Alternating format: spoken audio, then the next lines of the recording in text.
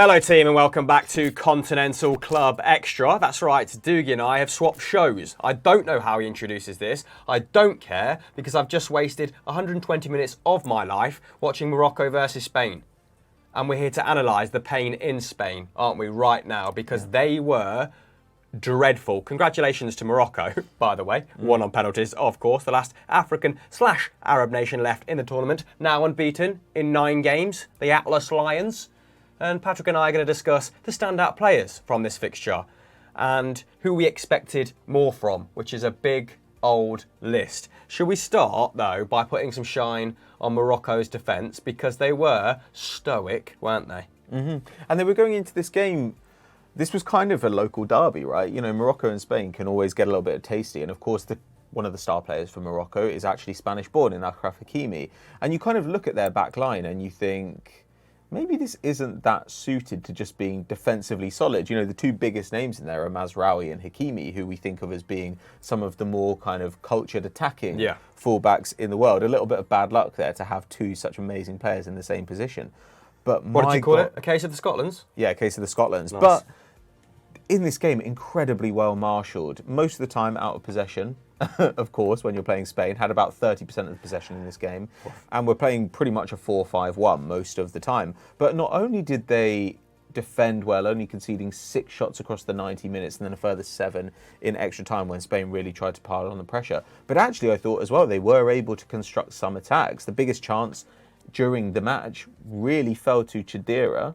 Managed to go through on goal and couldn't get the ball out from his feet, ended up shooting very tamely at Unai Simon. There were a couple of times they pressed Simon and almost created something from his shakiness as well.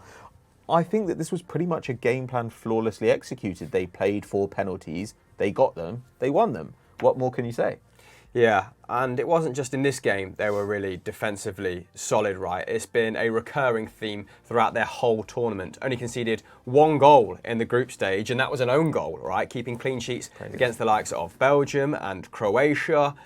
And I want to sound out Saiss in this game. Not only was he doing the dirty work, 9 clearances, 9 ball recoveries, he was also distributing really well, and they were clearly looking to play it into the channels, weren't they, for Buffal, for Ziyech, and looking to win those second balls. 6 passes into the final third for Saiss. Amrabat only completed 1, to give you some context. So he was going long, but it was effective. Let's move on to some other standout players then for Morocco, maybe a little bit further up the pitch, because Buffal was great before he came off with a knock on 66 minutes. I think he completed 6 dribbles. He left Llorente for dead 3 times alone. Kind of messed up their game plan when he came off. They had to go a little bit more central with Chidera, didn't they? Because they lost that threat out wide. But Amrabat, Pat, he probably was the best player on the pitch in the first 45. Maybe his presence waned a little bit as the game went on and just became a little bit more, I don't know, chasing shadows. But looked very comfortable and has been subsequently linked at the moment, with Premier League moves. Yeah, he has. He's been linked with Tottenham. He's also been linked with Liverpool as well, who clearly are looking for a midfielder at the moment. I mean, there's nothing particularly outstanding in Amrabat's numbers. This season, actually, his passes into the final third, I should say, and his progressive passes are really, really good. And when I say really good, I mean top 1% of midfielders. Nice. But it's an extremely small sample. Even last season, only got about 10 full 90s in Italy. When you're 26, that's pretty much on the low side. And yes, he only left Hellas Verona a couple of years ago, but I would like a bigger sample from a guy of his age. Dribbles also going down, not a lot of XG, not a lot of defensive actions. But in this game was exactly where they needed him to be when they needed him to be there. 4 tackles and interceptions, 5 tackles and interceptions, 4 out of 4 tackles won, 6 out of 6 ground duels won. He won 3 free kicks for his side as well, helping get them high up the pitch. But in a way, I think, and we'll come on to this in a bit, this was also a weakness of Spain's approach. You know, we looked at the lineup before the match and we were like, well, there are 2 midfielders playing in Spain's backline and their attack is entirely composed of attacking midfielders. And so all of the game was happening in that central part of the pitch, which meant that Morocco were really trying to compress that area, not allowing guys like Gavi and Pedri to get their heads up and play. And Amrabat was absolutely key to doing that, really, really compressed the space. And so from that point of view, It's hard to look at him and think there's the talent here for him to play for Liverpool. But on the other hand, something Liverpool have lacked this season is a guy with both the legs and the defensive nous to be where he needs to be at the right time. In that sense, maybe there's a little bit of Wijnaldum there that they see in Amrabat. But I don't know, he seems... Yeah, I was also thinking Jordan Henderson just in terms of ball progression, but he doesn't look as defensively solid in his domestic numbers in Serie A as someone like Jordan Henderson. But we've seen the defensive side to his game here, and it looks pretty bloody astute. I also want to shout out Azzedine Ounahi, the 22-year-old who plays his football for Angers. I think he normally plays a more attacking role, actually, in that 10 space in Ligue 1, but well capable of playing deeper, as demonstrated pretty handsomely here. 6 tackles and interceptions for him as well. So marshalling that space with Amrabat very, very well indeed. Let's move on then to some underwhelming Spain performances, and my doc seems to go on forever. Do you want to lay out the sort of numbers the attack put up? Because they were stinky. Yeah, I mean, they had 70% of the possession at half-time and they'd only had 1 shot to Morocco's 3. They ended up with 6 shots over the first 90. And yes, they more than doubled that in extra time, but they also gave up some big chances. And except for the Sarabia volley, which is still a hard one to finish, you don't really remember a clear sight of goal that they got. I mean, 0.4 XG in 90 minutes is bananas when you've got that much possession. It's incredibly inefficient. And for just 9 of their 920 passes to create chances is definitely on the low side when you look at the creative talent that there is in that team. In theory, the entire front line, plus Jordi Alba, plus Pedri, plus Gavi, all these people should be able to create chances for them. They've also got incredibly cultured passing centre-backs. So little of it was penetrative in this game. And my heart did sink when Asensio started. Yeah. What did you think? I mean, Morata, not that impressive when he came on, but I did fear a performance like this when I saw the composition of that forward line. It's hard to know, though, isn't it? When you look at a defence that's really happy playing in a deep block, you wonder if you need that focal point for your midfielders to move around, or maybe actually it makes it harder for that defence to keep its shape when you've got a bunch of guys who can interchange and do what they want. I think on another day, with the fullbacks higher, to me the failure here is the fullbacks. I think normally in a game like this, you'd want Jordi Alba to be essentially playing as a winger and your midfielders to come inside. But in this match, Jordi Alba and Marcos Llorente, I think Michael Cayley just pointed this out on Twitter, they received the same number of progressive passes as Busquets. And that's very low. You know, you want those guys to be really receiving it high, essentially playing as wing backs. Credit to Bafal and Ziyech for pinning them back. Definitely, but also I think a bit of a failure on the part of Spain. I think if Spain had really played well and been able to do that, there's only so much Morocco can do.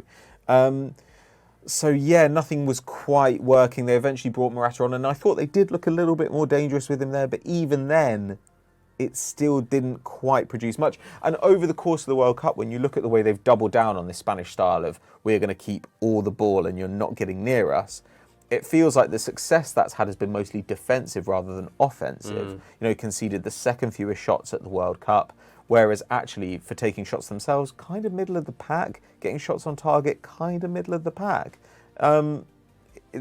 And in a game like this, I think you want to have a different tool. Sometimes if you know you're not going to get really clear sights of goal, you might want to change up your style and say, you know what, today we're going to take 20 okay shots rather than trying to get those 10 amazing shots, which Spain kind of want to get. I think if you do that, you actually maximise your chances of winning. Whereas in this match, it was, no, we're going to roll out exactly the same Spain attack as we've seen so far.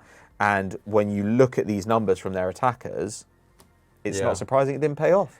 In hindsight is a wonderful thing, but I was prior to this match thinking, could they, you know, move away from the 4-3-3 to kind of help the attack go into a 4-2-3-1, have Asensio behind Morata. But yes, when you do look at those attacking numbers, it is horrendous. And it's easy to blame the attack, but I also agree with you in the sense that the service wasn't necessarily there. I mean, Ferran Torres, 0 shots. Dani Olmo, 2 shots. And he's just been taking pot shots this whole tournament. Asensio, 1 shot. Soler and Fati, 0 shots between them when they came on. Sarabia, I imagine he probably clocked up the most XG and he came on in the 118th minute. Yeah. I do feel like this team is lacking someone in the mould of a David Silva, Cazorla, Cesc. And that, I think Pedro and Gavi are capable of being that at club level, but it seems that they were asked to be a little bit deeper on the international stage. I don't know if I'm that's too reductive. But they weren't turning all that possession into high quality chances or even dangerous play around the opposition's box. It was all very safe and it was all very central. I think the most key passes in the team, by the way, on a per game basis was Azpilicueta in this tournament on 2. And I imagine they were just crosses from a relatively deep area. Let's move on. I'm going to ask you some final questions before we wrap this because I'm exasperated, as I imagine most Spanish fans are. So, one, does Luis Enrique carry on after this tournament, do you think?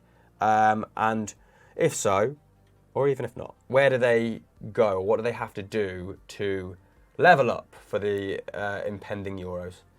Well, I don't know if he continues. I wouldn't be surprised if he decided to give it, to end it, but that's not really Enrique's style. Luis Enrique, I should say, not Enrique.